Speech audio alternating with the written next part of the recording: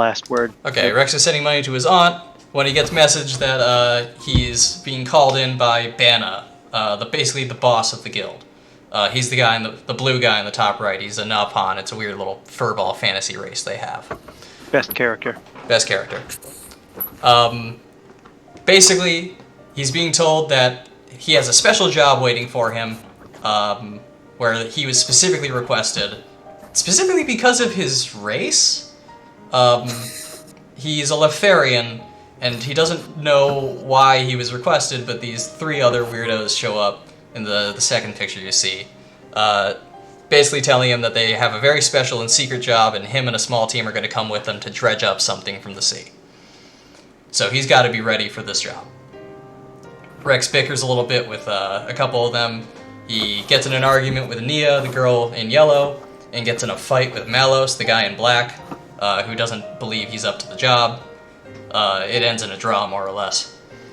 And eventually, they get going with making preparations. Rex has to go out and prepare for the job a little bit, which leads to some more tutorials, like that pouch items thing I mentioned before.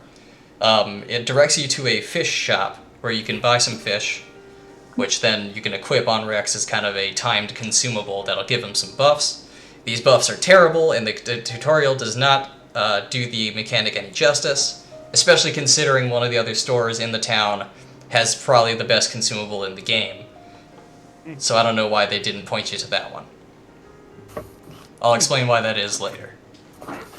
All in all, Rex and the rest of these gang here take out a ship from Argentum, and there's a little scene during the night when Rex is out taking watch because he's too young to drink with the rest of the sailors. Nia comes up with him, the cat girl, and they talk about kind of their goals in life. Same thing. Really? Yeah. Fuck.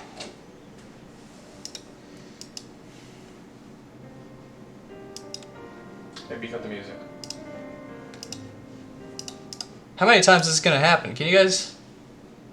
Shitballs. I'll get on it, don't worry.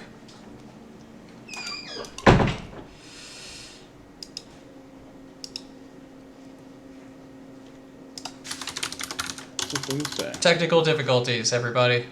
Can you still hear me? Guess not. This is like my thing today, so... Xenoblade Chronicles 2. Can you guys hear me or not? A little bit of one. I can hear you. Yeah, we can, yeah. Yep. Okay. I don't know what's going on. I apologize. I'm gonna cut the music for now, see if that helps. If I ever stop talking and suddenly you can't hear me, let me know. So that Ted doesn't have to keep getting out of his chair. Okay.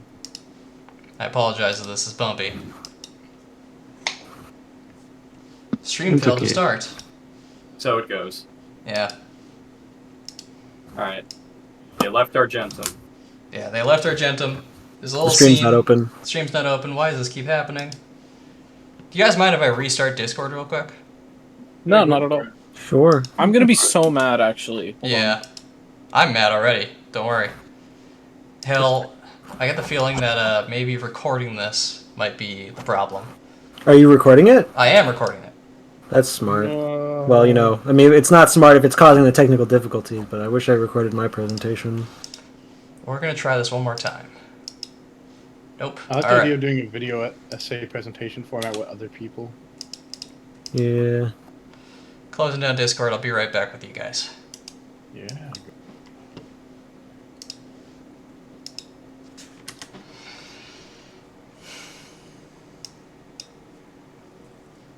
No one's gonna hear this part. The part where I just complain.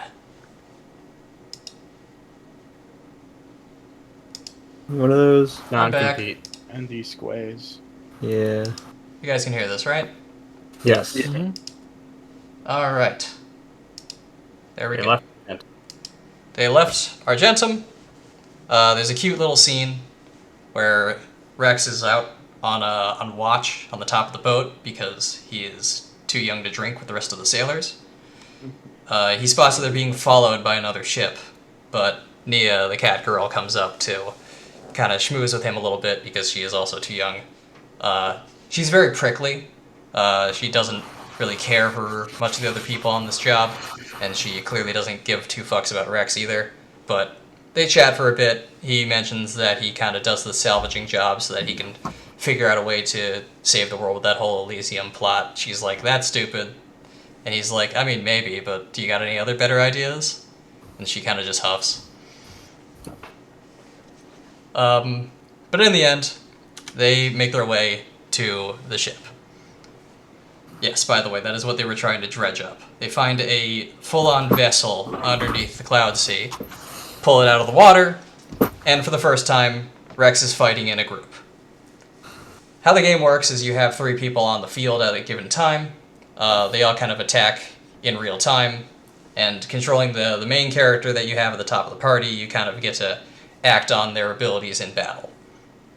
For some reason during this part, they only let you play as Rex, but you can kind of customize the rest of the group.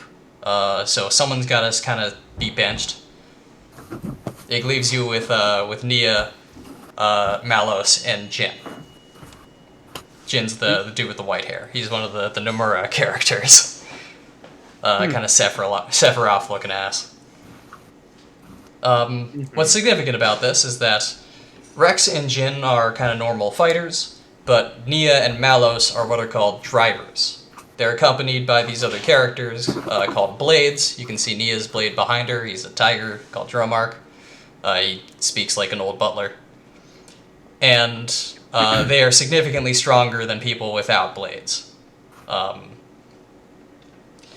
Rex doesn't really get a whole lot of information on them, but he's heard about them before. He's never really seen them in action. So them being in a party with him is the first time he's ever gotten to see a driver fight, and they are monsters on the field. Dredging up through this ship, you encounter a bunch of weird little sea monsters and shit, until eventually there is a door at the very end that none of them can open, and Jin gets racist. He says that this door will only open to one of you people, looking at Rex. Rex asks, what do you mean, you people? And he just kind of gets shoved to the door, which opens up for him. And inside the room at the very base of the ship are 2 things. There is a sword wedged in the ground, and there is a girl in a coffin in the back wall of the room. Rex clearly is staring at something when he sees her for the first time, depicted in my crudely photoshopped picture on the bottom right, before he actually pretty quickly turns instead to the sword. The 3 in the back, Nia, Jin, and Malos, are kind of in awe of the room itself. Nia mostly, but Jin and Malos know that something's up, and they're like, well, this is it. Something evil, mysterious bullshit. And while they're kind of schmoozing with each other, Rex is getting closer to the sword.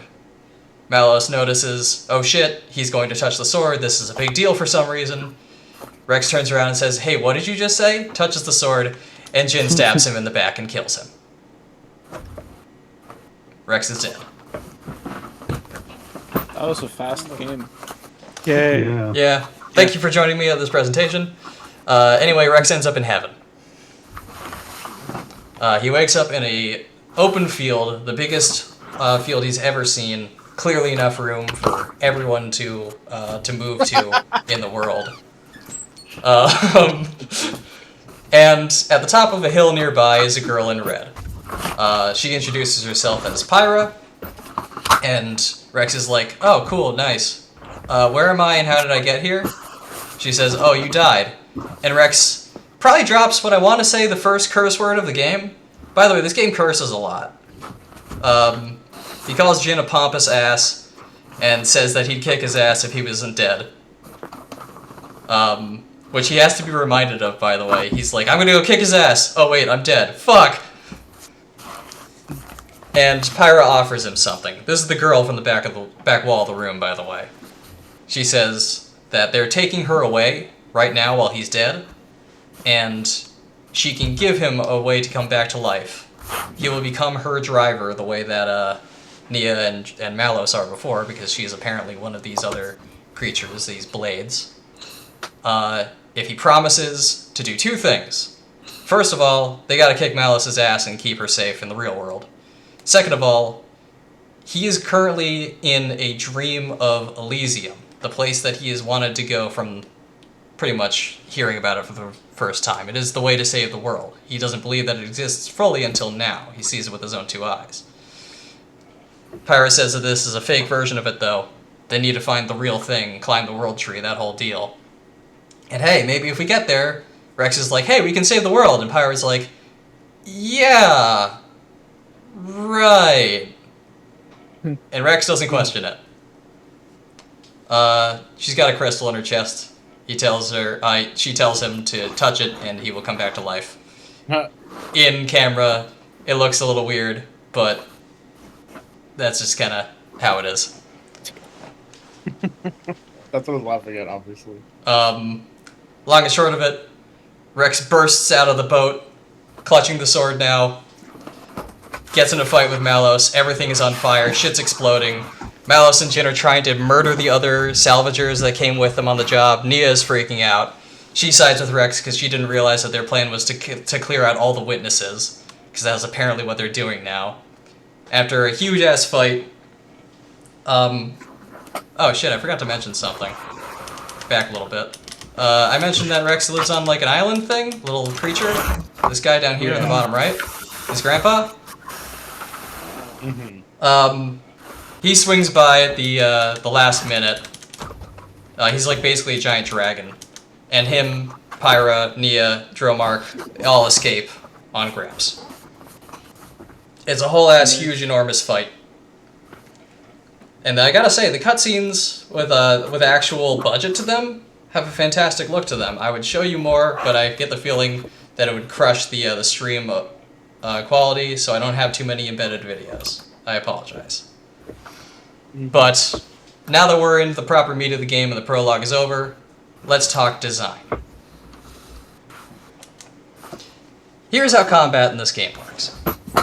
This is the proper UI of the game. In this case, the player would be controlling Rex. Targeting a creature opens up a battle. Once you unsheath your weapon, you have to press A to do this.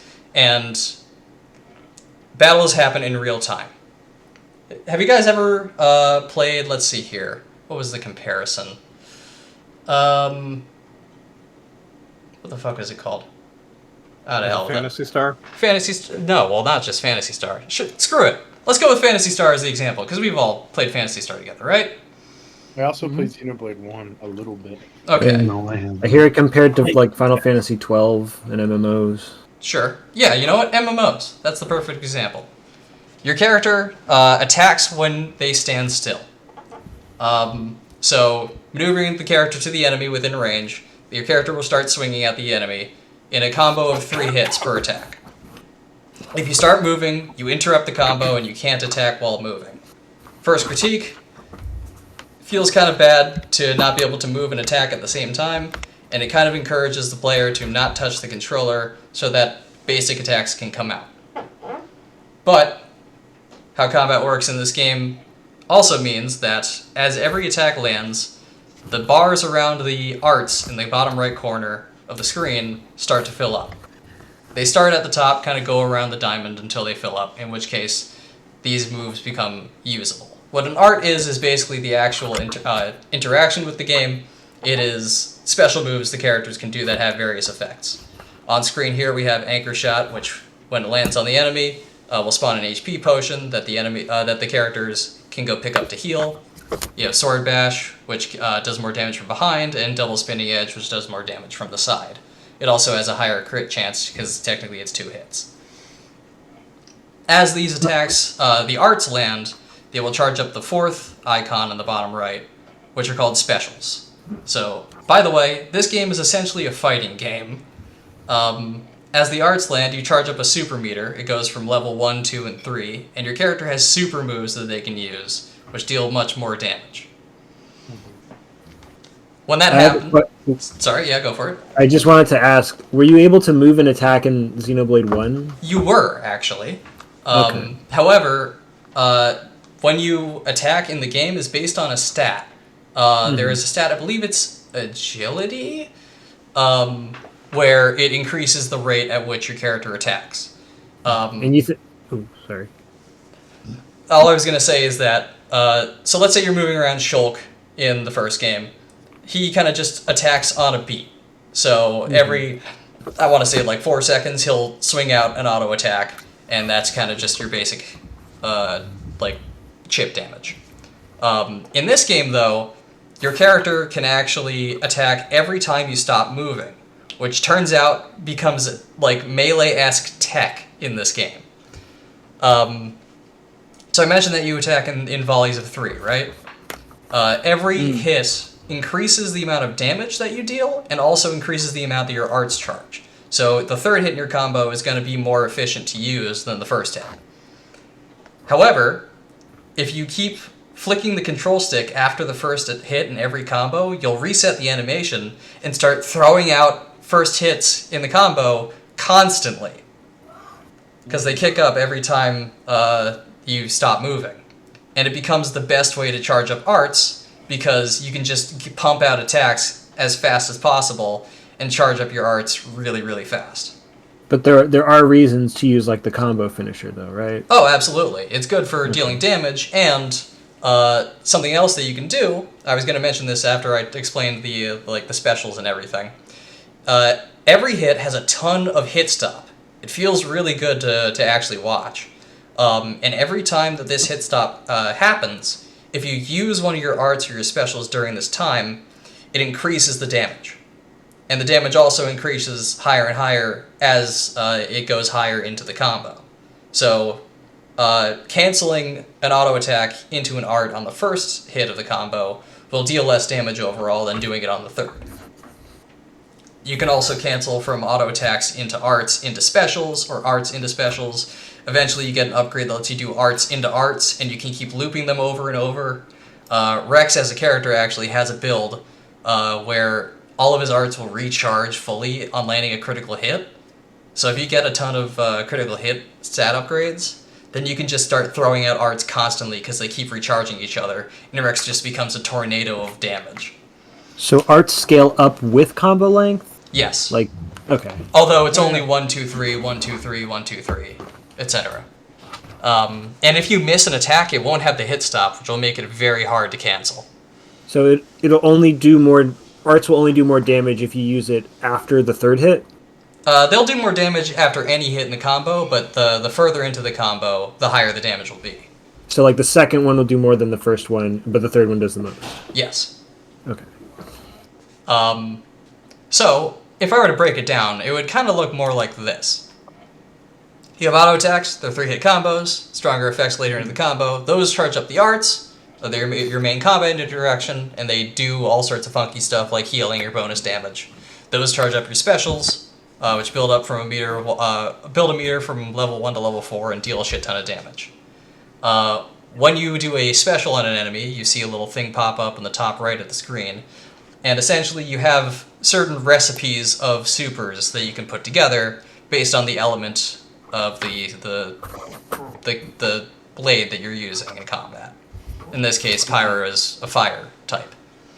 And if you complete those all, then you will stack debuffs on the enemy. So for instance, there would be a recipe that's just fire, fire, fire. You have to do a level 1 fire super, level 2 fire super, level 3 fire super. That is called a driver combo, which you see on the bottom there. Stacking up these debuffs on the enemies, which are represented by orbs floating around them, eventually will let you do probably the strongest thing in the game. You see that meter on the top left with the 3 segments? Mm-hmm.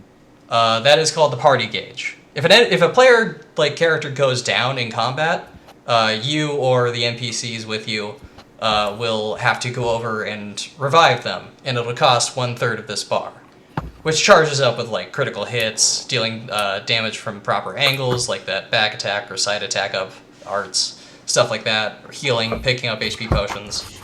But if it's maxed out, then you can actually turn the game from a real-time game into a turn-based game, in which the enemy does not get turns. Everything pauses, and it focuses on each character in your party one at a time, in which you pick one of the blades that you have equipped, which would be on the bottom left. You can equip more of them in time, you see the empty slots. And let's take that fire driver combo I mentioned before. Fire, fire, fire leaves a fire debuff on the enemy. Every element has an opposite. In this case, water. So if you use enough water moves on that enemy, then that debuff will break, deal a shit ton of damage to the enemy, and then you'll get another turn to go around. So everything feeds into each other really, really closely in this game. Everything charges into each other and causes a very intentional gameplay loop that you have to play around for basically every fight if you want to see repeated and glorious success. Not that every fight is going to result in a chain attack at the end. It's not like an all-out attack in Persona 5 where you're encouraged to just fish for them constantly, because the party meter actually depletes outside of combat. So you're going to be lucky if you can carry it over from one fight to the next. But all in all, things really tie together really closely. On top of this, some arts deal special debuffs called driver combos. They start with breaking the enemy's guard, which then allows you to topple them over, launch them in the air, and then smash them back down into the ground in that order. But all of which lower enemy defense, allow them to no longer dodge attacks, and overall are a more micro-scale version of those driver combos I mentioned before. Sam, just to verify, which is driver and which is supposed to be blade? Because they both say driver combo. Crap. This is supposed to be blade. My bad. Thank you. Popping this back up. You guys ever present a presenter view? It's weird. I did that for my presentation. It's helpful. I have some notes on the side. Yeah. Anyway, doing both of these at the same time is what's called a fusion combo, which gains a damage multiplier on the enemy. By the way, this is never explained in the game. We're gonna keep talking about this. Awesome. So all in all, engaging with the game's different mechanics allow you to just absolutely fucking dominate the enemy, but if only the game actually explained how they worked. They want you to discover it. I guess. Dude, fucking... You see that little fire symbol between the arts in the bottom right? Yeah. If it's flashing, that means you're at the optimal range from the enemy and you're dealing slightly more damage. The game never explains this. Why the hell is that even there? Doesn't make any fucking sense. It's like the light gem in Thief, but for damage. I guess. Also, you see that blue bar, the kind of energy beam connecting Rex and Pyra? The umbilical cord, yes. Yes. That is called affinity. Essentially, as you deal successful hits and critical hits, or stay close to your blade in combat, which have a little bit of AI and move around, not that it's annoying or anything, then that'll go up from a pale blue to a brighter blue to a gold, which will increase your own critical hit rate, damage, etc., etc. Basically, performing well in combat allows you to actually have higher stats. However, if you miss attacks, or get hit with really strong attacks, or get blocked by the enemy, which can happen, then that affinity will also go down. So that's another thing to focus on in combat. The reason I bring this up is because it's also an important part of the combat itself. Overall, I think the combat's pretty cool. It's very pro-action focused, where you have to constantly be going towards a goal. For example, if you want to launch or topple the enemy, then you better have built your characters to have that accessible to them, because if you have certain blades equipped in certain orders, then it won't be very easy to do. Different blades give different movesets to the different characters in the game. So if you don't have someone that has a break art, then you're never going to be able to topple the enemy, which will just be a huge section of the combat that's going to be unavailable to you. Like I said, every system links together very well. The game feels like every part of the combat is related to another part in some way. You're never going to be doing something that is just invalid or unrelated to something else. The aesthetics of the combat are very, I said it's like a fighting game before, but straight up there are slowdowns for level 3s and shit like that. And there's the huge amount of hit stop is almost like something out of Monster Hunter, landing a greatsword hit. It's great. Nice.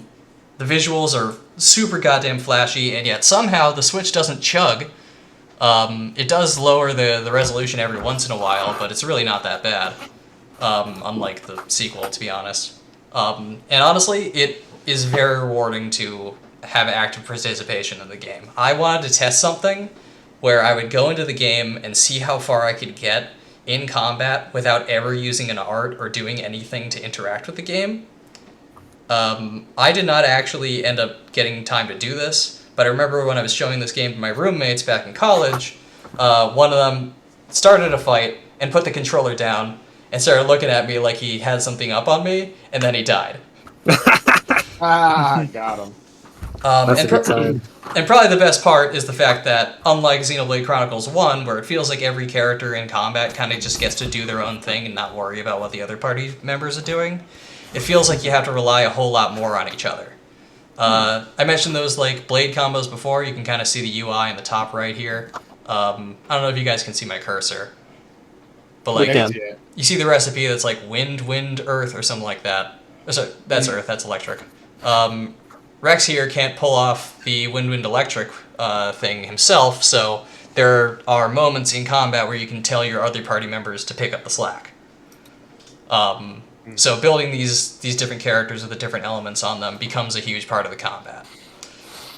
The issues, however, the game takes way too long to open up. Most of these mechanics that I explained are literally not available to you from early parts of the game. The chain attack, which is like the ultimate culmination of combat, is only given permission to you to use halfway through like chapter 3. And for the most part, the game is going to feel a little slow at first because you don't have a whole lot of upgrades, you're not able to equip more blades on a character, so you're kind of just be running around with Pyro and that's it for a bit. The game definitely takes way too long to open up, and it gives players kind of a bad feeling and what is the word I use? Bad conditioning for the combat, where it's going to be slow and not that complicated at first. Unlike Xenoblade 1, which kind of just lets you do everything on your own from the start, but it only gives you tutorials to explain how to do some things later on. The UI, to some people, is a goddamn mess, and I'm not going to disagree with that. Look at that picture on the bottom right. That looks awful, right? Look at this. So on top of that, the AI for your party members is not great. This is one of those games where you can't control your other party members for the most part. You can only control your character and whether or not other party members use a super. A little Persona 3-ish in that mind.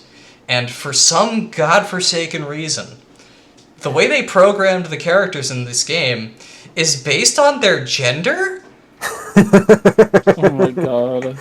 Male party members will focus more on using driver combos, and female party members will focus more on using blade combos. So let's say that an enemy is broken, and they're ready to be toppled. Then your male party members, if they have a topple art, will swap to that blade and use that art. But female party members might not even notice. Meanwhile, the opposite is true when it comes to blade combos. And then there's one character, Tora, who's one of those little Napon characters, who is programmed to be halfway between both of them, making him completely unreliable for either option because he may notice that a driver or blade combo is ready, or he just might not. Awesome. It's weird. It's not something that they ever discuss, obviously. Sam, Donald won't heal me of this game. Yeah, exactly. correct me if I'm wrong, Sam, but isn't Tora like programmed as like an 8th gender or something like that? No, but that's rock. I can talk about that later. The 8th gender. Yes, there is a 4th gender in this game. There are 3 genders. Sorry, 4 genders, whatever. And beyond that, I felt like from my initial playthrough that a lot of the fights could feel kind of the same. A lot of enemies in this game don't have significant enough mechanics for you to maybe notice on a first playthrough until you hit one fight specifically which kicks your ass if you don't know that a mechanic is going to happen before going in. So, great. And on top of all that, chain attacks, like I talked about before, are very much so the culmination of a fight in this game, and you might not see them in every fight. In Xenoblade 1, you can throw them out willy-nilly, and they look really cool and crazy, and they feel great to pull off. So they don't see as much use in this game, and that kind of feels, icky. I have a question that I think you might have already answered. So I'm still on like the auto attack system. So Sure. Canceling your auto attacks is what you want to do if you want to build up meter. But letting the combo play out is what you want to do if you want to deal more damage, right? Yes. Those are like your kind of general points of attack. Pretty much. Okay. So it's like, Um, never mind. Okay. no, no, please go for it. I was just gonna say like. So how much more damage does the third hit do, or does it like the first hit does like 100 damage, and then the second does like 120, and then like the third one does like 150, or is it just like each basic attack is the same flat damage until you get to the like finisher? So here, let's put it like this. You don't have to actually cancel into an art after an auto attack to use one. Let's just say that you use one willy-nilly and you're not canceling into something. Then it's just going to use the base 100% version of the damage it's going to deal. I believe the numbers are, after doing it, after the first hit of a combo, it buffs it up to 150. The second hit is 200%, and the third hit is 300%. So it's almost like how most games do like a critical hit. It does like the second hit of the combo does like 200% damage, or the art you do canceling off of the second hit does 200% damage. The latter. I'm kind of confused. After you deal the second hit and you cancel into the art will deal more damage. Okay, so does the damage of the auto attack change as the combo goes on? The second hit of a combo will be stronger than the first hit. So you are encouraged to keep the combo going just for some pure damage. I've seen some auto attack based builds in this game that can deal crazy damage too. Will the third hit deal more damage, or will it be the same as the second? Third hit will deal more. Okay, that's kind of what I was thinking. All right. Yeah. Thank you. No problem. Trying to think if there's anything else I missed. But yeah, that's pretty much the gist of the combat. I kind of wanted to clear up the whole combat thing first, so that if I ever have to deviate or explain some more mechanical stuff later on, you guys kind of have a gist of it, and I hope this works. Yeah. We have one more thing that I wanted to talk about before we move back into the plot, which is something that most players would have noticed heavily by this point, and that is the game's English dub. Common consensus of this game says that the English dub is, let's see, quote, bad. And I'm not exactly gonna disagree with that. For some comparison, Xenoblade 1's localization was covered by Nintendo of Europe, and most of the people that they got for the job were theater actors. Except for Adam Howden, who is the main voice of Shulk, the main character, who some of us here might know from Dragon Age as Anders. Xenoblade 2 had new voice directors for the English localization. I found them on the credits. They are Vanessa Baker as the casting director, and Jimmy Livingstone and Matt Roberts as the voice directors. However, any further intel I could find on how that really went over, I could not use reliably, such as like, oh, they've recorded all the voice lines like in alphabetical order or some shit like that, like Skyrim. All I can say for certain is that no one was in a booth with another person doing voice recordings bouncing off each other. But what I have to say about the dubbing is that overall I actually think it's pretty good. But there are the good and the bad of the game. And I have some clips here if we don't mind taking a quick look at them. Let me know if you can hear these, but I wanted to use some examples.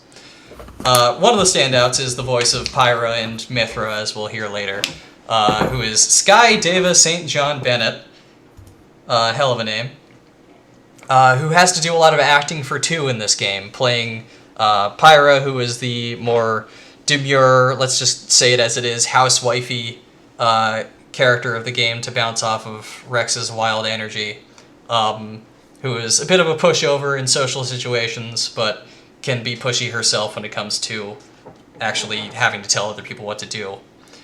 And her, let's just call sister, Mithra, who is full-on, not a tsundere, she just hates you. Very angry, very PTSD-addled, and not happy to be a part of this plot. And between... Sorry, yeah? Mithra is her nobody, right? Actually, kind of more the other way around, but yeah. Okay. And between the both of them, Sky has to do a bit of subtle acting in which both of them know a little more than what they let on, and there is a lot of hidden depressiveness behind their usual performances. But for their example, I found a scene that I hoped would convey very quickly how she has to act for 2. Let me know if you can hear this. We can hear it. Yes. Yes. At any rate, if you've got questions, you can ask her. I'm out of here. Bye.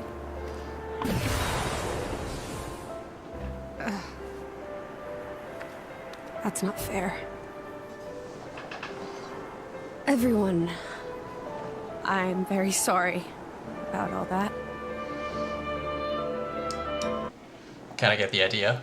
One of the absolute standouts of the cast is David Menken as Malos, who becomes, as we see later, the main villain of the game, who is the master of going from 0 to 60 with his voice, going from just utter dry maliciousness to screaming at the top of his lungs about how he's going to murder you. Let's see here, the line that I picked out. I have all my notes with the timestamps on the side. It's so nice. Clever girl. It has its own attack instinct, capable of autonomous action. Huh, she knew that. That's why she came quietly. No matter. All it needs is a little reprogramming! So he's in Final Fantasy 16, and he does a great job there. Also, somehow he voices Luke Skywalker in the LEGO games? I was about to say, he sounds familiar. Yeah, it's weird. Luke Skywalker. Nia, our friendly neighborhood cat girl, is voiced by Katrin Maihu. I have no good way to pronounce that. She is extremely Welsh, and it bleeds out into her performance. I looked her up a long time ago and found that she does entire live-action films in Welsh, because it's a language. They only cast her because her name has cat in it. Yeah, look, there is a character in Xenoblade 3 who is voiced by a person named Kitty Archer, and there is another character in Xenoblade 3 who is a cat girl archer, and the two of them are not related. By Welsh bleeds into her performance, I think you mean it is her performance? This is true. Let's see here. That's not a problem for you, is it, Nia? Sure, we're best friends now. I'll get over it throwing me in jail one day. Now, now, my lady. Morag and Bridget are on our side. That's much safer than the alternative. Yeah, I suppose. Come on, Nia, lighten up. It was all a big misunderstanding. They helped us out and everything, remember? You're such an idiot sometimes. I'm an optimist. Call it what you want. You're still an idiot. And another character that I see, that I think is probably one of the best performances in the game, but I never see anyone talk about, is a character named Bridget, who we saw a little bit in that last scene. It goes from a minor antagonist to a party member later on, and spends much of the game being a bit more reserved and kind of acting as a conscience for Pyra and Mithra, who she starts to read immediately about their depressive and suicidal tendencies. Until eventually, when that boils over and the climax of the early game kind of happens, and we kind of lose Pyra and Mithra for a bit, Rex decides that they're better off without him, and she fucking snaps at him.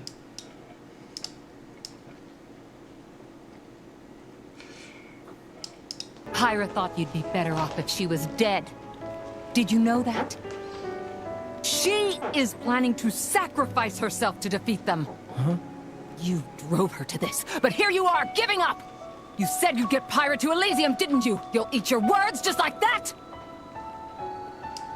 I think she does a cleanup job. Or backup job, whatever. Pretty good. What is her driver's name? Because I keep thinking the driver is Bridget. Morag. Morag is the driver, okay. Yeah. And then there is the boy.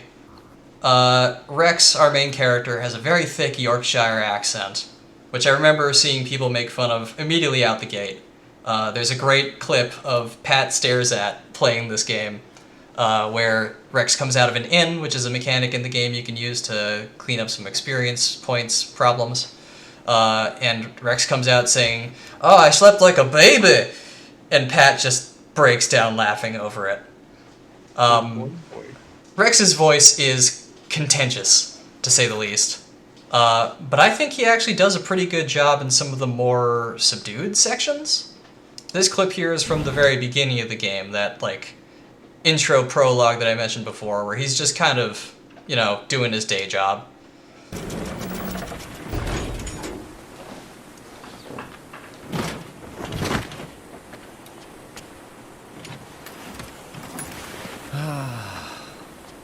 We really do need to buy ourselves a new depth probe. The ping was off by 150 peds to the east. That's not gonna fly. And what about the treasure, Rex? Was it in line with your expectations? It seemed pretty solid. Didn't even have to reinforce it too much. Even with the labor costs, we should be able to turn a decent profit. Honestly, it takes you 2 days to run the structural analysis. You kind of get the idea. And even at the end of the game, this clip that I'm going to show next is from straight up the final parts of the game. He manages to come around to being really good at doing a solid, like, battle yell, explaining his entire kind of motive for fighting in the first place. Goes something like this. I'm doing it for myself. If it helps put smiles on people's faces, helps them live their lives together, then that's my role in this world! Now, that's all fine and dandy, but this dub does have its stinkers, and oh my god, when they show up, they practically ruin a scene. The first one that comes up is one that I don't even think is all that bad, but it's something I need to bring up.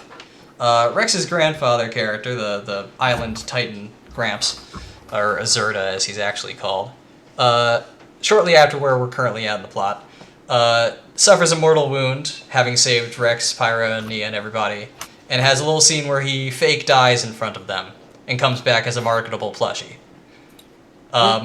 His voice does not change at all, and he still sounds like an old man. And I just think it's very jarring.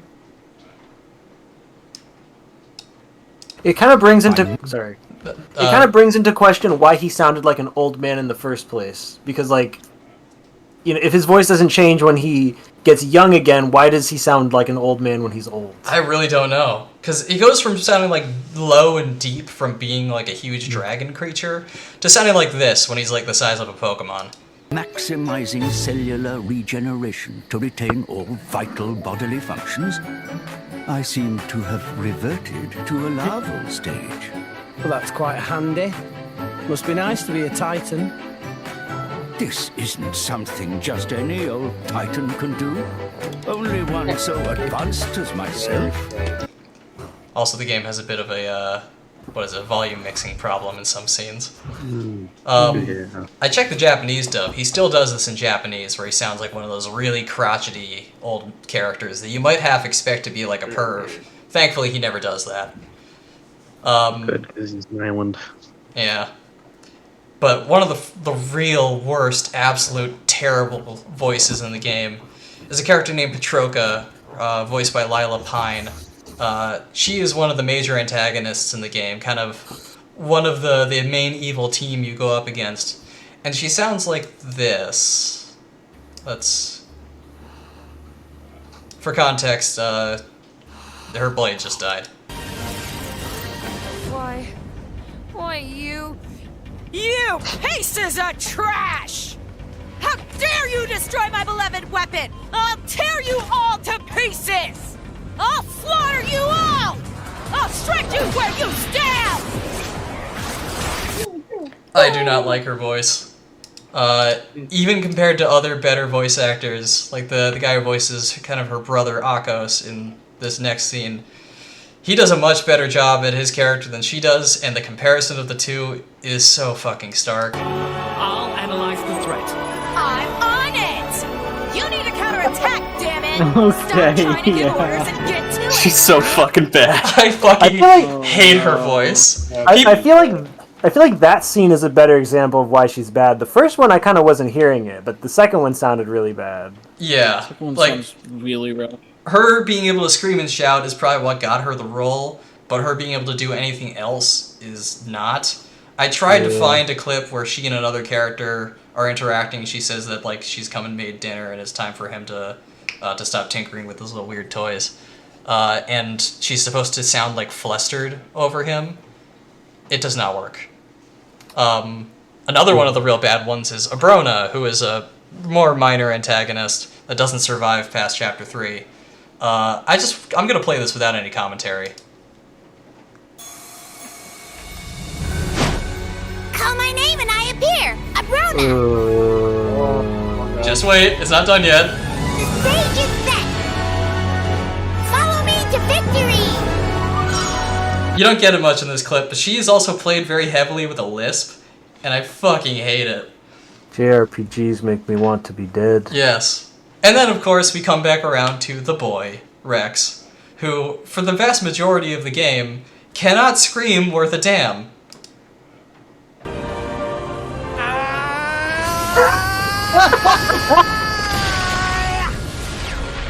What was that at the end? That was him bursting out of the ship when he came back to life. Now, the funny thing about that clip is that they use that scream 3 times in the same scene.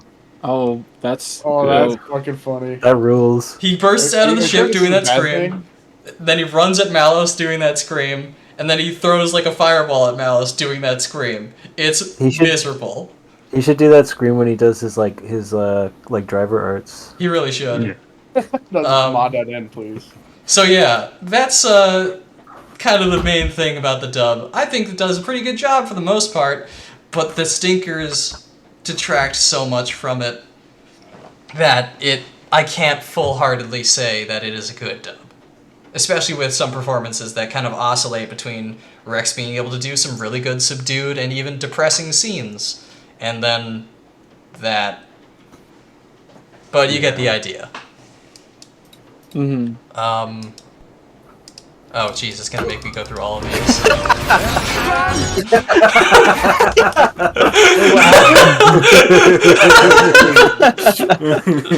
Thanks, fucking slides. Whatever, man. So anyway, Gramps has become a marketable plushie. We talked about that. There's also a moment before that when, after they've made it to another safe Titan, Rex was knocked unconscious during the fight beforehand. He wakes up in Pyra's lap, lying on her thighs, because it's an anime.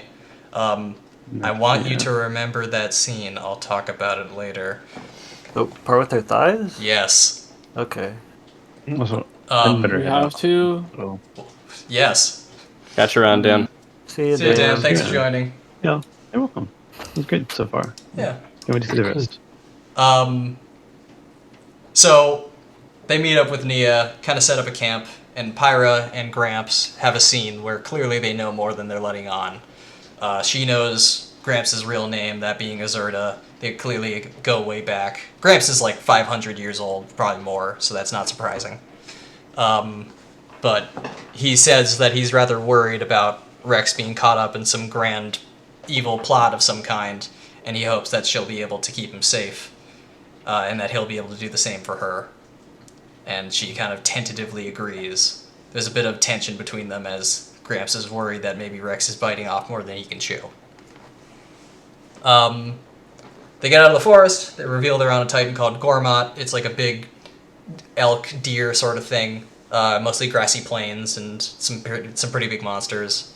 And it's where Nia's from, so hopefully she'll be able to find them some safe haven here. They go into town and they watch a man die in the street, so maybe not so much. The military of another nation, Morardain, has taken over the Titan. They've annexed it because their own Titan is dying and they need more land. And because they've annexed this little town, they are trying to recruit people into the military by having people bond with blades in the street. You do this by taking this rock, essentially a crystal called a core crystal, that you're supposed to, however the hell, bond with. I don't know, it's magic anime bullshit. And if you're worthy or something like that, then the blade will come out. If you're not, you nebulously die. They never say it outright, but they totally kill a man. This is the first time Rex has ever seen that. It works as exposition for how blades work. And the fact that also the blade only dies if the driver, or the person who's bonded to them, dies as well. After that, the blade kind of goes into stasis for a bit and eventually can be reawoken by somebody else, but they will not retain any memories of their previous lives.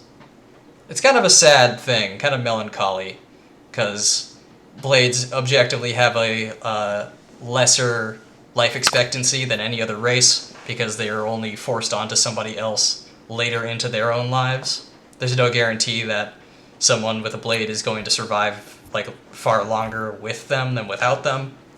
And there are even people out in the world that will hunt down drivers, kill them, take their blades, and sell them. We learn later on there is perhaps even a sex slavery ring. It's not good.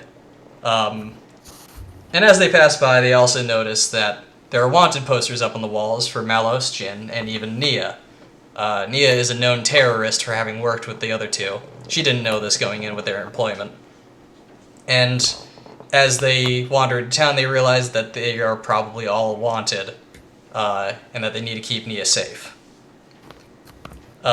This comes to a head when Bridget, the blue woman you see in that picture there, finds them in an alley and attacks them for knowing Nia's criminal record. Only Rex and Pyra escape. Nia is kidnapped. However, the only reason that Rex and Pyra actually escape is because some sort of diversion was created by an unknown character who eventually reveals himself as one of those little Napon characters, Tora, down here, who, as he explains, had invented a new gun and decided to test it out on the cops. We learn later on that he tried to apply for that driver recruitment thing with the military in the main part of town, was not worthy of a blade, somehow survived. He says he got a really bad nosebleed, and everyone's like, shouldn't that have killed you? He just kind of brushes it off. And in his absolute funk, has decided to start building things to attack the cops. Based Tora. The only thing he gets to be based about. But upon hearing that Rex and Pyra are going to try to save their friend from military jail, he decides to help out. And he's working on something that will give them an edge. He's working on an artificial blade that will hopefully turn him into kind of an artificial driver. But it's not complete yet, and they need to help him with some tools and some parts in order to finish it so they can go save Nia. They have to do some small jobs around town, make up some money, find some of the parts, and in order to do that, they're going to still need some more allies because Tora can't fight. Question. Yep. So they lost that fight against Bridget? They lost that fight against Bridget. Thank you, Ted. In the bottom left of the screen, fights lost again in cutscene. You beat Bridget in combat, but in the cutscene afterwards, she gets up and beats you. This is going to become a trend. I will be keeping score. That is there for your convenience. Oh, God. Anyway, they're going to need some allies in order to cough up the money. And Pyra suggests, hey, why don't you, Rex, try to bond with some other blades? Rex is like, I don't just have one. And she's like, I don't mind if you get some more. We're going to come back to that later. So, you know what that means. If we need allies, it's fucking gotcha time, baby! Oh, no. Oh. So, yeah. This is a main mechanic of the game that I'm going to break down immediately here. Beating enemies can sometimes drop core crystals as items in the game.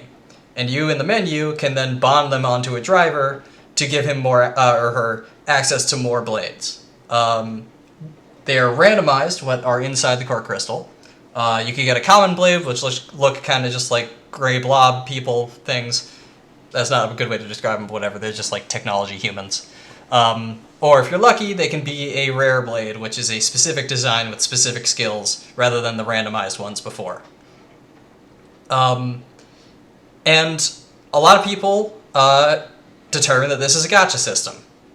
Show of hands here. Who here has played a gacha game? You can't legally prove that I've ever played one. Honest answers here. I played two. I played some. Probably, yeah. I played Dragalia Lost and I played Fire Emblem Heroes. And Okay. and I also worked on a gacha game for my capstone project in college because the guy that I worked with was a huge fan of Fate Grand Order and wanted to make a similar system. I think it turned out pretty well. But with my experience with those two games and everything I've heard about Fate from my friend Oscar, I'm going to confidently say this isn't really a gacha system. And I'll explain why. First of all, how the actual system works. Every time that you bond with a blade, you rack up invisible pity points, which, when they cap off at 100, will automatically give you a rare blade. When you create a save file in this game, the game actually picks a seed for you, and it'll determine one of 5 seeds, of which the pity blades are drawn. Every seed will have 3 blades in the pity system, and those 3 will be the ones attached to your file that if you don't get any rare blades, those are the ones you get. Now this is a little funky. For some reason in the code, there are 5 seeds, but one of them is actually listed twice, meaning the 5th seed does not exist, and the 1st seed is in twice. So they couldn't even get that shit right. On top of that, there's different qualities of core crystals. There's common, rare, and legendary, and they each have a different, different rates of drawing powerful blades from them. You can get like a 5-star, let's just call it star, I think it's crowns in the game. You can get like a solid blade out of a common core crystal, but if you're using a legendary, you'll probably get a better one. On top of this, every character has idea stats, is what they're called, which determine the element of the blade that comes out of it, and you can crank them up with certain items in game to skew the odds a little bit. The higher they are, the more likely you're getting to get a rare blade of that element. And also your character's luck stat straight up influences the draw odds. So if you have any accessories that increase your luck stat, just throw them on before you start drawing. With everything optimized, idea stats maxed out, luck stat maxed out, legendary core crystals, etc., the possibility of drawing a rare blade goes up to 17.4216%, which is way fucking higher than anything any other actual gacha system will provide for you. On top of this, there's actually a blade called Telos in the pool that only shows up in the pool once you have every party member in the game. So, for some reason, later on in the game, that percent chance of getting a rare blade will actually tick up a little bit because she gets added to the pool. So let's talk about that in comparison to a normal gacha system. First of all, the game only has 1 save file. You can't save in other files. Xenoblade 1 had 3, and so did the remake. Xenoblade 3, I believe, has 3 files as well, maybe like 5. This game only has 1. If you want a different file, you have to start up a new profile on your Switch. And this is explicitly so that you can't cheese the gacha system.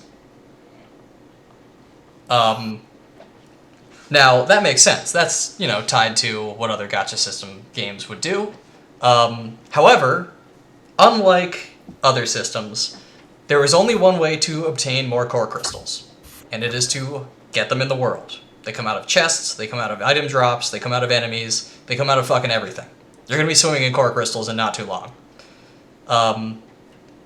You cannot buy core crystals. There is no microtransaction in this game besides DLC, which are full-on like a DLC pack of content. So if this game wanted to milk you of its money, and it totally could have if they wanted to, you can't do that in this game. It's not a possibility. On top of that, a safe space to engage with a gacha system. Yeah. Actually breaking bank. On top of that, let's say that you pull some rare blades and you get a rare blade called Newt. That's an actual blade. Newt is then removed from the rare blade pool and you can never pull her again. Unlike other gacha systems where let's say that you pull fucking Saber, I don't know, she's a good character in Fate Go.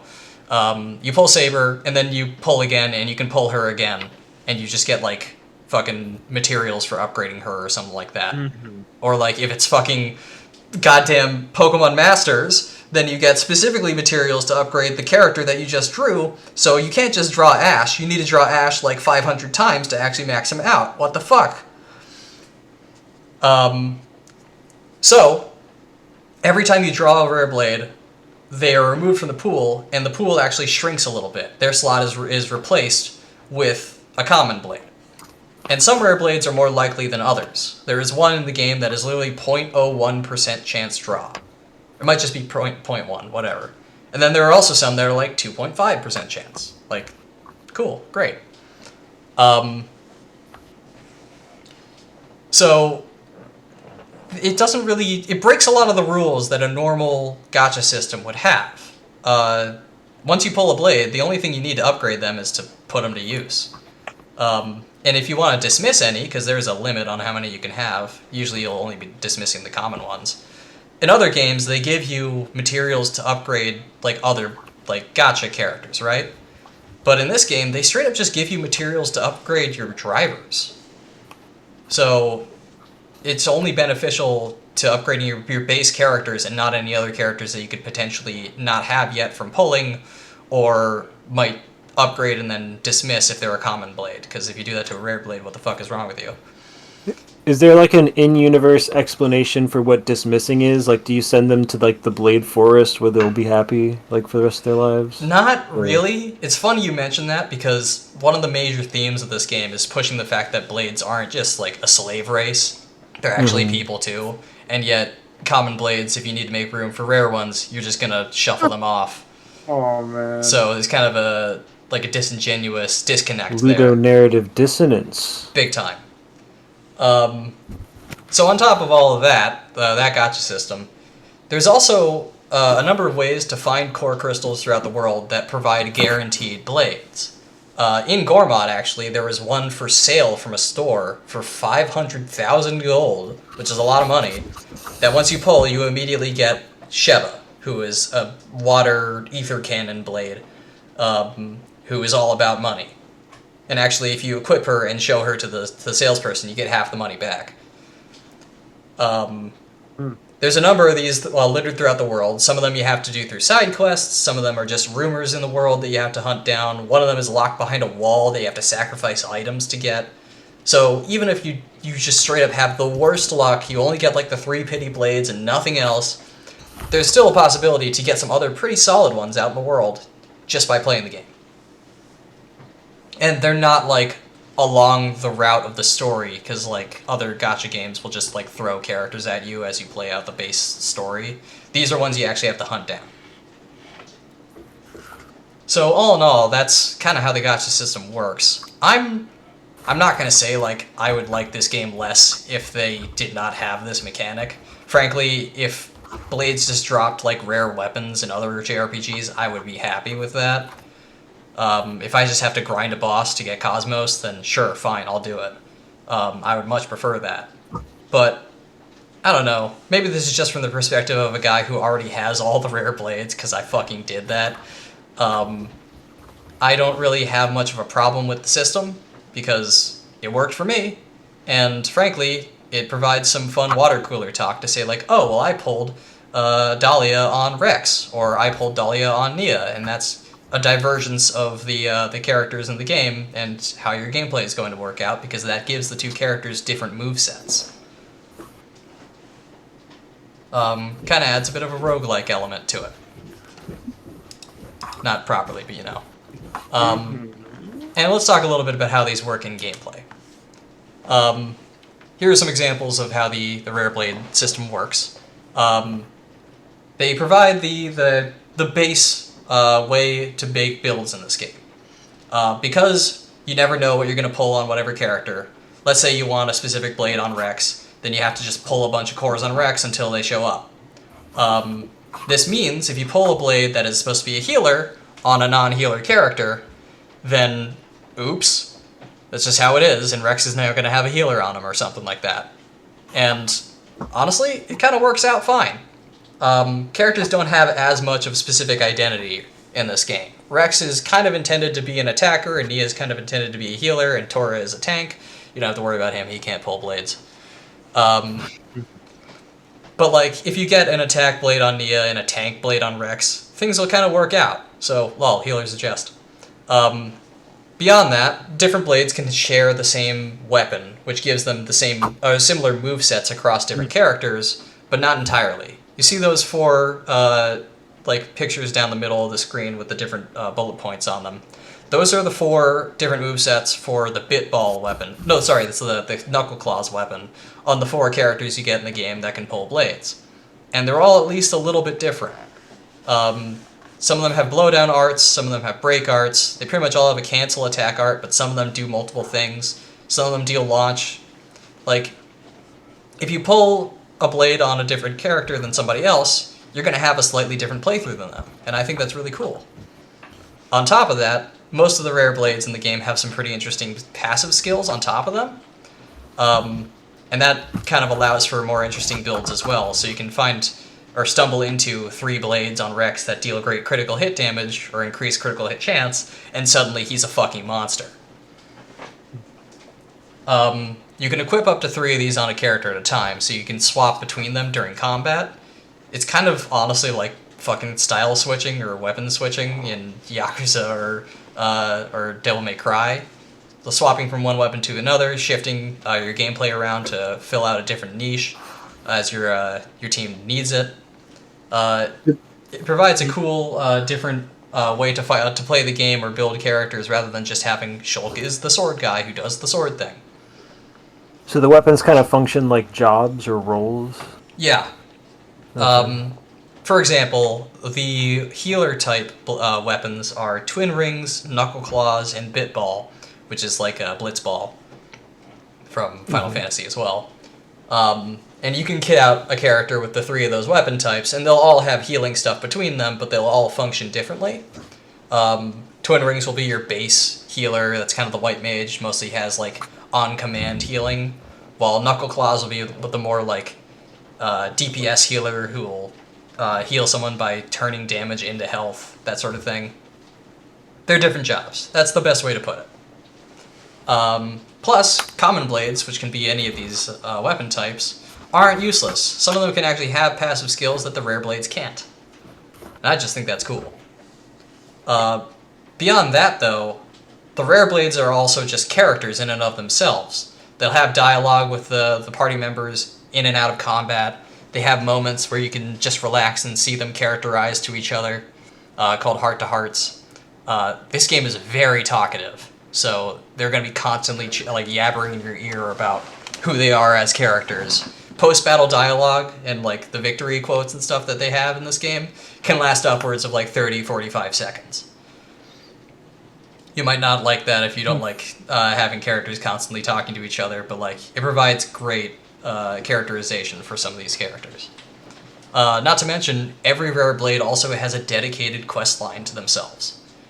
Some of which require you to have them leveled up to a certain, like, not leveled up, but like upgraded to a certain threshold to activate it, but every one of them is fully voiced, have their own plot lines. Some of them are really funny, some of them are really serious. There's one guy that learns that in his past life he was a hitman, and the group that he worked for wanted him back, but because he's with Rex now and his personality is shifted to match Rex's, he can't do that, and now he's trying to take down the group he used to work for. Another one is about how one of the blades doesn't like to fight and would rather be an idol, so you set her up with a producer and have to push her through a fucking idol industry for some reason. You get the idea. There are a few frustration points, though. Like, I talked with the healer stuff. If you pull a healer on Rex, then cool. If you pull 4 healers on Rex and not Nia, then maybe you're going to start having some problems. However, there is an item in the game that lets you transfer blades from one person to another, but they're very rare and limited to every save file, so you can only do them a certain amount of times. So you kind of have to be very deliberate with who you put on who with those items. And sometimes the unlocks for upgrades in the game are not clear. The game uses an achievement-based upgrade system, where as you do things with your blade, they will gain achievements that will give them stat buffs and stuff. And in order for the buff to be added and to stick, you need to go into the chart and check it. It's dumb. Oh. And I'm not talking like you have to mark it off. You literally need to look at the chart, and it'll fill in.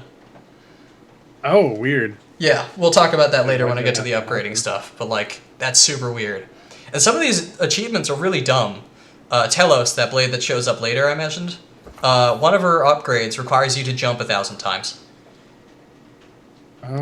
It's retroactive, so it counts every one that you've already done, but people end up jump farming for that, because you're not going to jump 1,000 times in a base playthrough.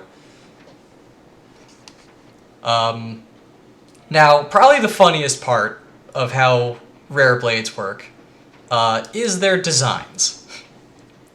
Here are a couple of character designs from the game, including Malos, because he looks funny.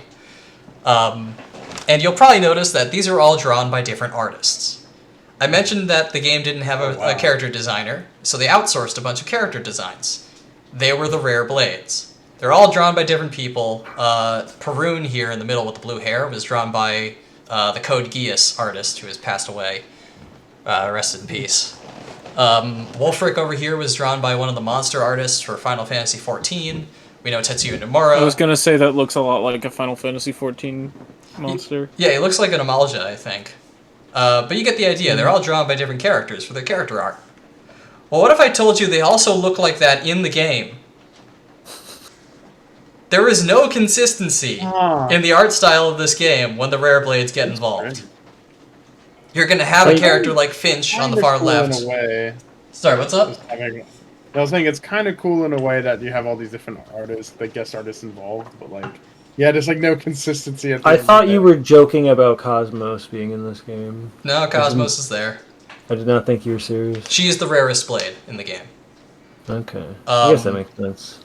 But you'll have a character like Cosmos with basically no dimension to her nose up against Malos, who is all fucking nose, with Finch over here, who has no fucking nose, and big goober eyes, and a tiny character personality.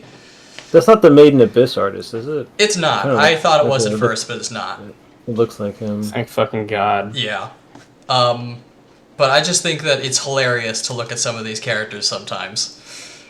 But while we're talking about the art style, I want to at least praise some things about the game while we're at it. Masatsugu Saito, the guy who drew most of the main cast and helped design their 3D models, did a genuinely pretty great job on at least their faces, because these characters are expressive as fuck. They can do goddamn anything in this game, and it's probably the most expressive game in the series because of that. It's very easy to read a character by their face, and even in Xenoblade 3, where he sticks around as the main character artist, I never felt like it quite reached the point this game had, where it came to character emotion and expressiveness. Well, Xenoblade 3 also had the issue of having like programmed lip sync auto detection. Yes. So they didn't actually hand animate any of the faces in that game. Yeah, but I also feel like it's because the darker tone of 3 didn't really match with the cartoonish level of 2.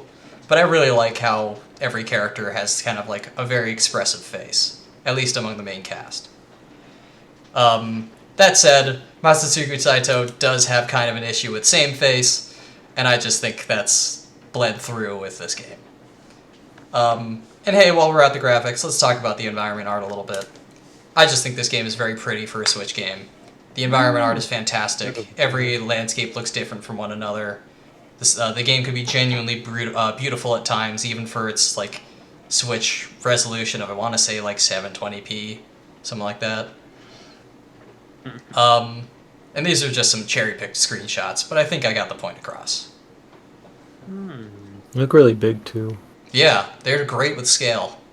The Titans look really cool and diverse. They're interesting to see walking around and alive compared to the previous game. It's really neat. Yeah, my cousin showed me a little bit of that. It always looked cool, like seeing them stomp around in the skybox. Yeah, especially because most of the time you can see the world tree from every Titan. I don't have them in most of these pictures, but like it makes a good grounding point for the series. Anyway, Prison Break, right? So you put together the shit that you need to build Tora's little robot blade, resulting in probably one of the most uncomfortable but funniest scenes in the game, where Tora turns on this little robot girl, Poppy, and she comes out with, "How may I serve you, master?" with a little fucking like anime girl posing thing, and it cuts to Rex and Pyra, who suddenly have big saucers for eyes, and completely motionless. Tora freaks out, shuts her off, and says, "I need to fix the settings. That was Grandpa's fault. Grandpa helped me design this when he was still alive." And turns it back on, and she speaks in like kind of not monotone, but like very robotic. And he's like, "That's better." As Pyra's pulling open a closet nearby of maid costumes, and Tora starts to sweat. Yes. One of the few cutscenes I've seen of that game. Would you believe me if I said that's the cutscene that convinced me to buy this game? Anyway. Okay, we know where you lie. I thought it was just really weird and out there and nothing like the original game, so I wanted to see where it led. Poppy joins the party, so does Tora. He becomes kind of your face tank for the game. He doesn't get to pull blades, so he becomes a very stagnant part of the party that you can kind of build around. And off the gang goes to rescue Nia.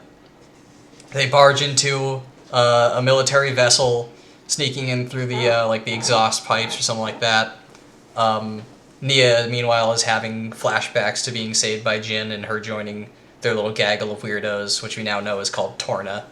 And as she's daydreaming about him breaking open the door and taking her up by the hand, the door is broken open. Rex barges in. She was expecting Jin instead, but she is more than happy to be rescued. And finally, we have a party of 3 characters. Took us long enough.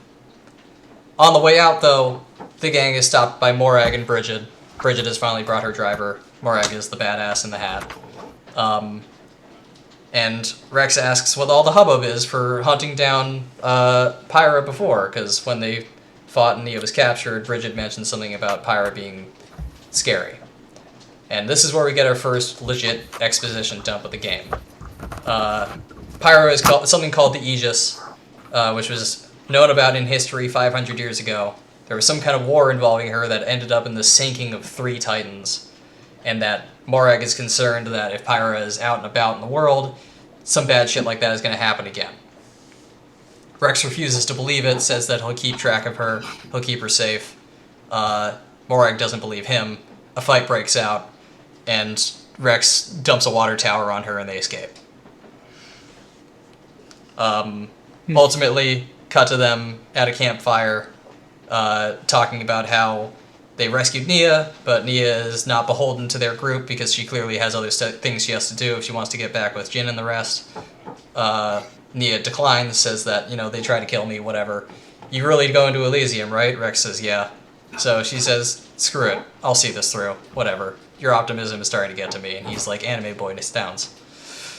And the game progresses as a party of 3. Finally, we have a reliable team. I don't really like how the game doesn't give you a reliable set of characters to play with until the end of Chapter 2, but it serves the plot decently enough. Let's see here. Looking at my notes here. Gonna see what I can speed through faster here. Game progresses. They get onto they acquire a ship from an uncle of Tora, and they head for the World Tree immediately. As they're getting there, though, a giant robot snake thing comes out of the cloud sea and basically nearly kills them. Pyra seems to recognize it. She says they need to turn back. The ship gets blown up, and they get eaten by another Titan. Chapter 3 begins. They find themselves in the belly of a place called Araya, where Rex is attacked by a huge man named Vandam, this guy, who says that he's heard that the Aegis has been brought back into the world, and he's here to take her away like Team Rocket. A fight breaks out. Rex tries to fight him off, but he ends up sapping Pyra of too much of her power, and the fight ends with Vandam with a scythe to Rex's throat. And he pulls the scythe back and says, come on, man, you're not ready for this. Follow me. And he takes him back to a little mercenary camp where he's like, look, everyone's going to have their swords out for you as time goes on. You need to get ready and learn how to fight. And Rex is like, what the hell are you talking about? I thought you tried to kill me. He's like, no, I'm here to teach you. I'm joining the party whether you like it or not. Huh. So Vandam joins the party. He's got a blade called Rock. He's like a big bird man. He's got these 2 sides. He is huge. His game plan is based around using arts that sap him of health but deal more damage. Very interesting to play as. And he's built like a brick shithouse. Man is like 6 feet across. All in all, it's further emphasizing the fact that Rex is a shitty driver and maybe doesn't deserve having something as powerful as Pyro with him, but under Vandom's tutelage, maybe that can change. There's also a scene about Rex insisting that he doesn't want to get involved with this whole war effort, because Araya is one of the 2 countries that is involved in a cold war with Mor Ardain, but Vandom insists that no matter what he does, he will be. Farmers grow crops for rations, salvagers pull up technology no matter what for that could be used for building warships or military supplies or stuff like that. Whether you like it or not, a fight is going to come to you, Rex, and you need to be ready. And Vandom also teaches Rex that core crystals come from Titans. As Titans die, their flesh turns into core crystals, so they basically give birth to blades. Very weird. They do a little bit of mercenary work for Vandom, until this guy shows up. Akos, on the top there in the blue. And Abrona, the one with the lisp, fuck her. He kicks the absolute shit out of the party. Kicks the absolute shit out of Pyra, which turns out to telekinetically kick the shit out of Rex. Turns out they operate on stand logic, and they both suffer the same injuries. The only reason that is, you might notice from a previous picture here. Down here, Rex has like a part of her core crystal in his chest. That's how his heart is still beating, because he technically died earlier. Ooh. So there's actually a part of Pyra's core crystal cut out that is no longer on her body. Also, the fights lost in cutscene number has gone up. Oh, yes. This makes 3 of them for now. The first is Bridget, then Vandom, and then Akos. It's funny because it's been like every slide by this point. Either way, that proves that Nia's not coming back to Torna. Jan doesn't want her, Akos doesn't want her, they will kill her if she comes back. And the only reason that Akos runs off is because Vandom has to scare him off with wind powers. Rex still has a long way to go. He is not going to be able to face anybody at this rate. Remember that Team Rocket thing that I said before? So, then real Team Rocket shows up. The gang decides that if they want to get back to the World Tree because their ship got destroyed, they need to go to the main city in Araya, and they need to acquire a boat. As they head off to Fanzamaima towards the tail end of the Titan, they get assaulted by these 2 goobers, Zeke and Pandoria. I should have linked the video of this cutscene to you guys because there is no proper way to describe it. But Zeke and Pandoria behave like Team Rocket. They have all the comedy chops of that shit. They are idiots. They operate on cartoon logic. And they show up saying that they're here to take Pyro away. And they have probably the single worst lip-synced scene I have ever seen in a video game, and that is not exaggeration. Zeke takes off a hood, and he's like, "You know who I am?" And everyone's like, no. And he goes on a whole tangent of the name is Zeke, also known as the Zekinator, or fucking ultimate, some other whole long-ass nickname, and it is not lip-synced for English whatsoever. There's an entire, I want to say, 3 or 4 seconds of blabbering lips and no sound. It is absurd. Oh, that's awesome. But I'm gonna cut him some slack here because the scene itself is honestly really funny. He says that the party will never be able to beat the 3 of them, him and his blade, and everyone's like, "I only count 2. Where's the 3rd?" And they say, "Our mascot, Turters!" And they pat themselves down, where the hell did Turters go? Cut to Pyra, and there's a tiny turtle the size of a person's wallet. That's pretty good. Crawling up to her feet. She picks him up, "Oh, little guy, what's up with you?" And Zeke runs over, fucking little Looney Tunes legs, says, "Handling a man's turtle," and snatches him out of Pyra's hands and runs off, and him and Pandoria pet him.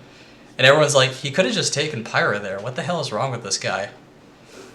Anyway, they kick the crap out of Zeke. He uses a big attack that crumbles the cliff face under them, and he goes blasting off away.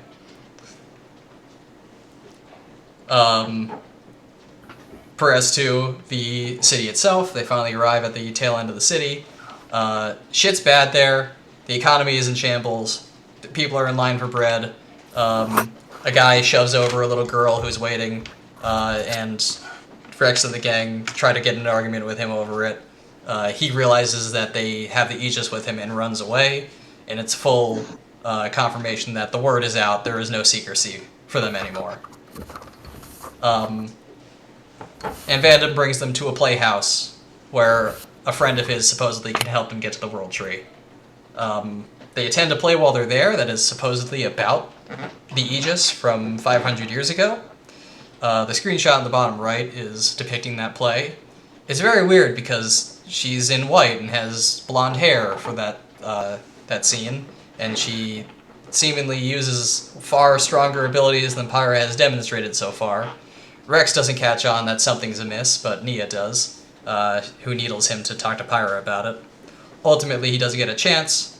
They talk to Cole, who is Vandam's friend there, who says that, yeah, sure, we'll figure out a boat for you in the morning. You guys head to the inn.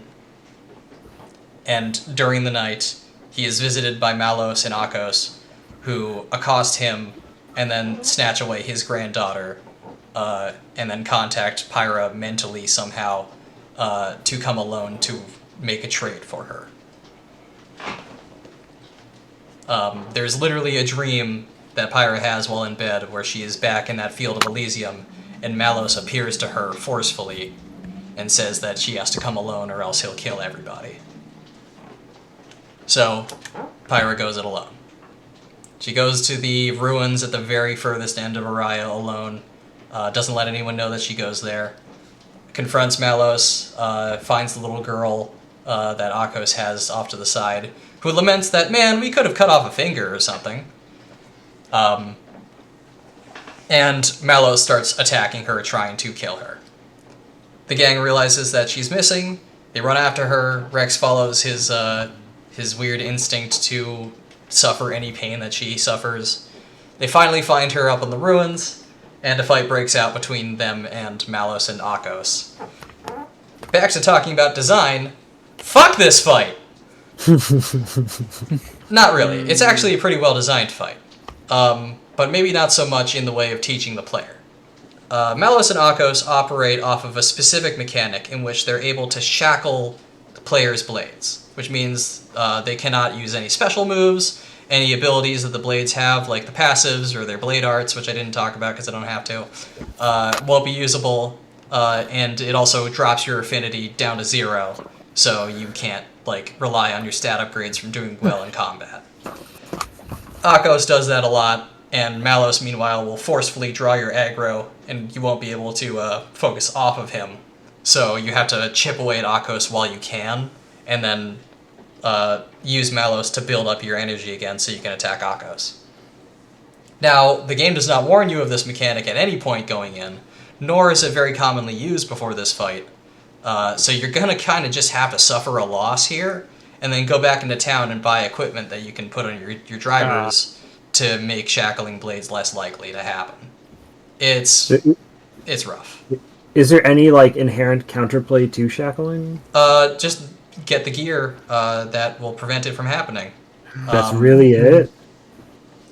Dang. Yeah, it's painful. They don't use blade shackling often. It's mostly a boss or difficult monster mechanic. The real only counterplay is to have Nia equipped with a debuff healer blade, which is something that you can't reliably have. This fight is appropriately hard because after you kind of whittle down Malos and Akos to half health, I'm just say you win the fight in gameplay. Boy, do you lose the cutscene hard, because they try to beat up Malos and Akos in the cutscene, get the shit kicked out of them. Venom has to make a heroic last stand, and as he encourages Rex and everyone to run off while he takes the fall for them, they don't, and Rex watches Vandam die.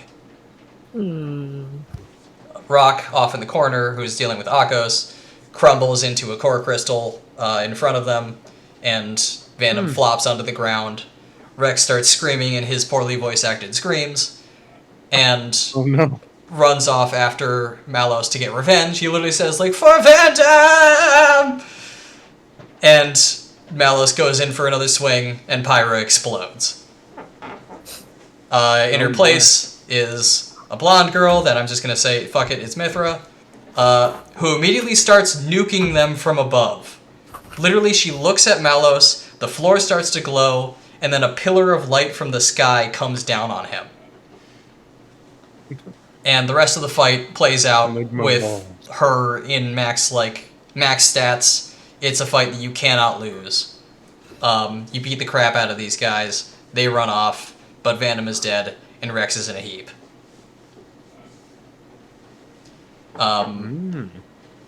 What's this about Nia?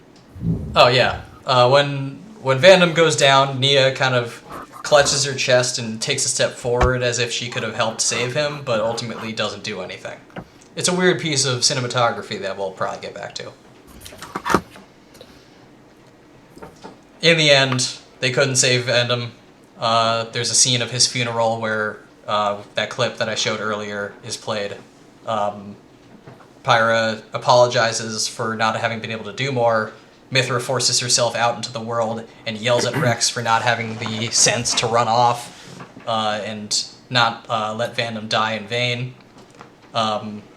Rex asserts that he was just trying to protect her, no matter where they would have run off to. Malos and Akos and the rest of the Torna guys would have come after them eventually, so it didn't matter. And she just kind of, in a huff, turns back into Pyra and leaves everybody wondering why the hell she didn't bring up Mithra before. I kind of like this cutscene, not just for being a difficult and probably the first kick in the emotional hellbender that this game is going to be, but also Azurda, who sits in Rex's helmet for most of the game, has a lot of weird reactionary animations for this cutscene that you don't notice on a first playthrough because you're not going to be looking at them. When Mithra comes out, you see him kind of put a palm on his face and turn away because he knows what's coming. He's met her before in the past, and he's not ready to watch Rex get yelled at. When Rex tries to fight back, he perks up and tries to go to say something, but then lets Rex kind of get the argumentative upper hand. It's cool. It's something that I don't appreciate often because Azurda is basically a non-character in this story. Either way, after that we get some more exposition. Pyra is a fraction of Mithra. She is the real person that split off a piece of herself into Pyra because she witnessed something traumatizing in the past. Because she and Malos are both Aegises. They are basically the children of the Architect, the god of this world. Malos went bad somehow, and the two of them fought 500 years ago, which led to a bunch of Titans sinking. Mithra couldn't handle that. She's got some heavy PTSD, and she's trying to run away, but Rex woke her up, and now she's back in the world, and it's all his fault or something. Pyra reveals that her ultimate goal is to defeat Malos and make it up to the World Tree to meet her father, the Architect, who she has never actually met before, and has no way to fully reliably say that Elysium is even a thing. Rex decides, screw it, I'll still believe you. We'll get to Elysium no matter what. And she's like, yeah, okay. You're not going to question any of this? And he's like, nope. And she's like, alright. They meet back up with Vandom's friend, Cole, the playwright. He reveals that he's also a blade.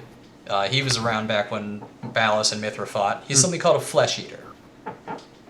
Basically a blade imbued with human cells. Old civilizations used to tinker with blade DNA and genealogy, and all in an attempt to make them stronger, but ultimately all it did was make him mortal.